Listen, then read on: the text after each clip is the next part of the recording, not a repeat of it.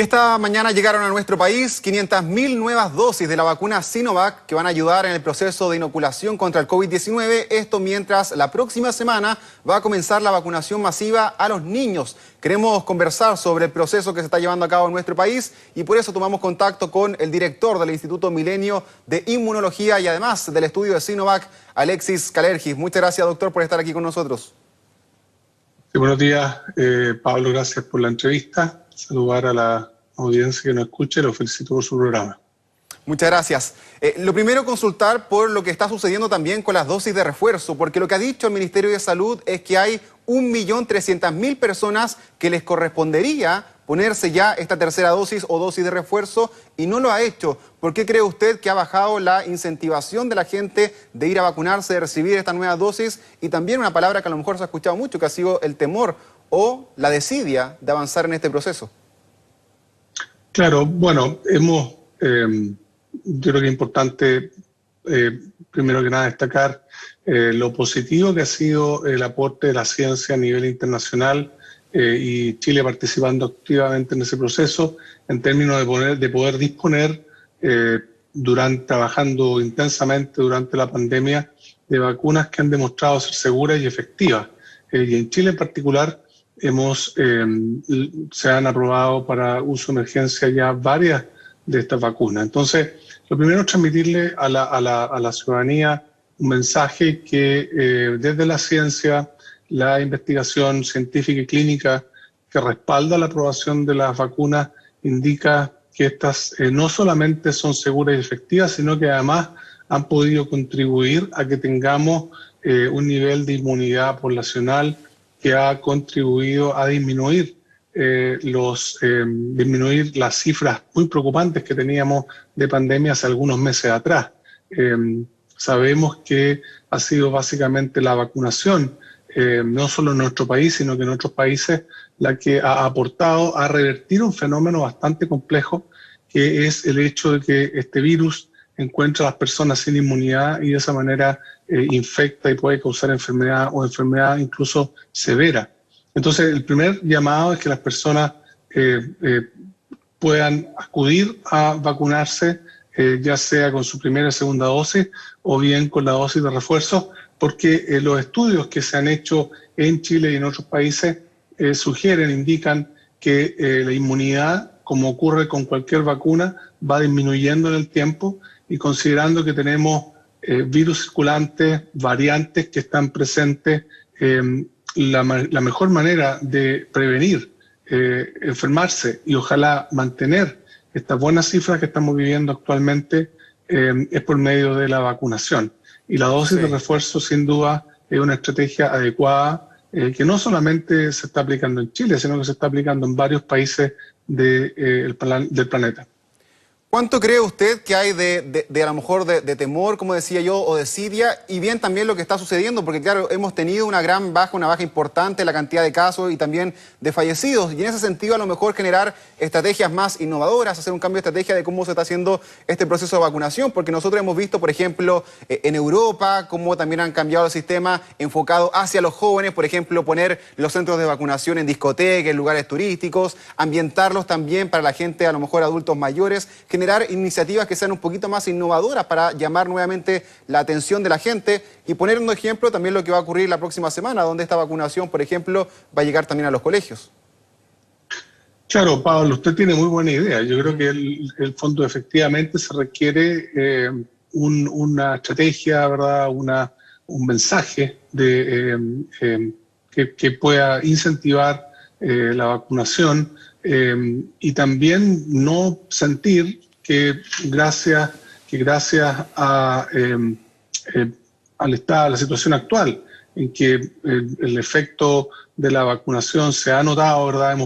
Estamos saliendo del invierno de este año, podría haber sido muy duro, ¿verdad? Piensa que este es un virus respiratorio y pasamos el invierno ya hacia julio, agosto, con cifras que fueron mejorando, pero no sentir para nada que la batalla está ganada, que la pandemia se acabó y que por eso no es necesario seguir vacunando. O sea, yo creo que si la indicación, la recomendación de la ciencia, de la medicina que acoge el Ministerio de Salud, el Instituto de Salud Pública, si esa recomendación se traduce en reforzar la inmunidad, yo creo que es muy importante que las personas lo hagan.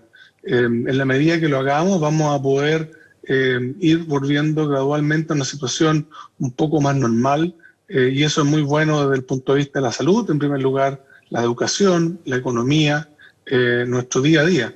Las vacunas, sabemos que no solamente en el caso del coronavirus, sino que históricamente, durante ya varios siglos, las vacunas han mostrado ser una herramienta de salud que tiene un impacto social enorme.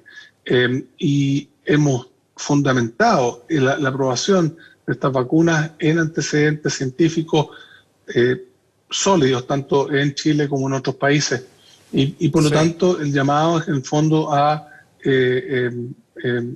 confiar en la importancia de reforzar la inmunidad, porque así como ocurre en el caso de influenza y otras enfermedades, es absolutamente necesario reforzar la inmunidad, particularmente con este virus que sigue circulando, que genera variantes, y por lo tanto el tener una inmunidad activa permanentemente es una estrategia apropiada para abordar el proceso de control de la pandemia.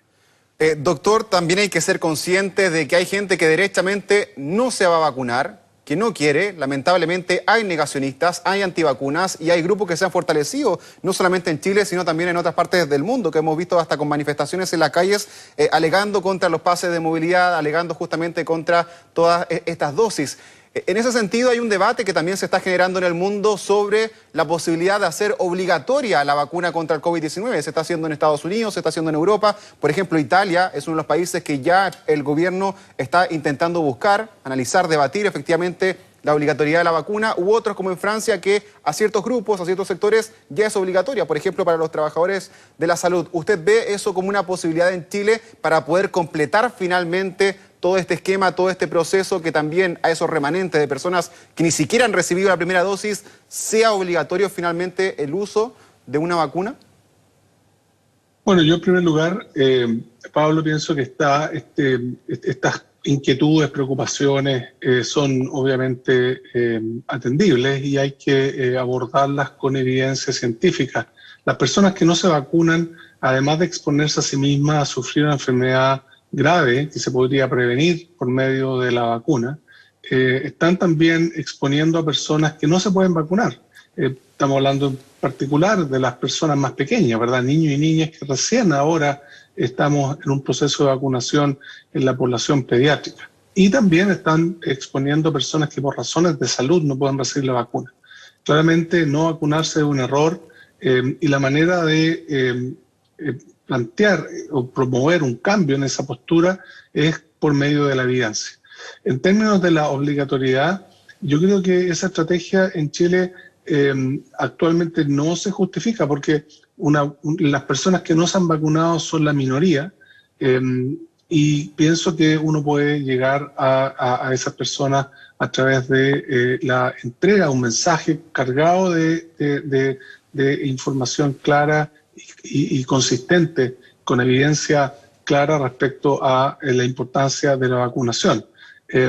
Pienso que las vacunas todavía están en una situación de aprobación de emergencia en nuestro país, por lo tanto la obligatoriedad no es el camino. Yo creo que por el contrario, la estrategia de que la vacuna sea gratuita y voluntaria, sumada a un mensaje claro de los riesgos que significa no vacunarse, un mensaje claro respecto a los antecedentes que respaldan la seguridad y la efectividad de las vacunas. Yo pienso que ese es el camino que podría conducir a que las personas que no se han vacunado consideren hacerlo. Eventualmente, cuando las vacunas reciban aprobación definitiva, como ocurrió, por ejemplo, con la vacuna de Pfizer en Estados Unidos por parte de la FDA, eventualmente uno podría cambiar la estrategia.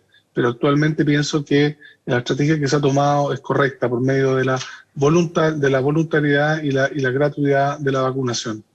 El Ministerio de Salud ha anunciado que la próxima semana va a comenzar también el proceso de vacunación en los colegios para aquellos niños y niñas mayores de los 6 años de edad, pero todo esto también va a quedar supeditado a la autorización de los padres. ¿Cómo cree usted, cómo ve esto que vaya avanzando también en los colegios y si debiese avanzar también a otro tipo de instituciones?